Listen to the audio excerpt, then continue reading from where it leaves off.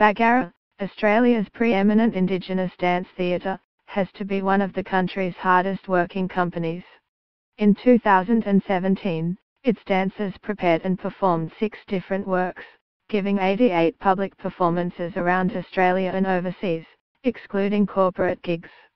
Led by artistic director Stephen Page since 1991, it is hard to think of another company here that has made such broad and sustained impact.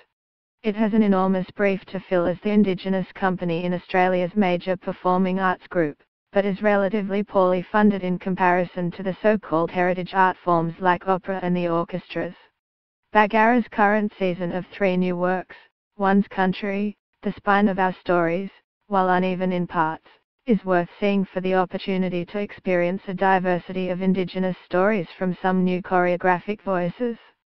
It debuted in a celebratory weekend of Indigenous dance in Sydney, which included performances by students of Asda Dance College, and Home Ground, the Sydney Opera House's Festival of First Nations Art. The flip side of Bangarra's high-profile success is that other Indigenous choreographers and companies struggle for air. I am thinking of Torres Strait choreographer Rita Price, whose work is hardly ever seen outside of Queensland, or Sydney-based Vicky Van Hout, who is a stalwart of the independent contemporary dance community. Both are previous dancers with Bangarra. In nearly 30 years, many dancers have passed through the company's doors, and yet very few have gone on to maintain professional careers as choreographers. A diversity of choreographic voices and artistic practices is one of the measures of a strong sector. Many voices resist presenting idiot and Indigenous contemporary dance as any one thing. The showcasing of new choreographers in the One's Country program, which premieres work by former and current dancers of the company, is therefore exciting.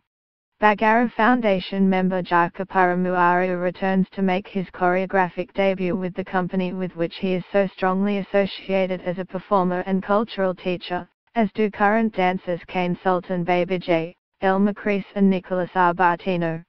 Together, the 3 works explore connections to country, taking the audience on a journey from northeast Arnhem Land, to the concrete city, to the waters of Torres Strait. I'd like to think the missing apostrophe in the program's title is deliberate, posing plurality and individuality as entwined ideas of Indigenous Australia. It is, after all, a nation made up of many First Nations.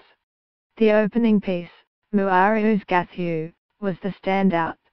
Inspired by the Gathu, cicad, nut, which only appears briefly before the wet season in Arnhem Land, Muaru works deftly with male and female groupings from the ensemble to enact the harvest, and the dance of the white cockatoo signaling the coming rains.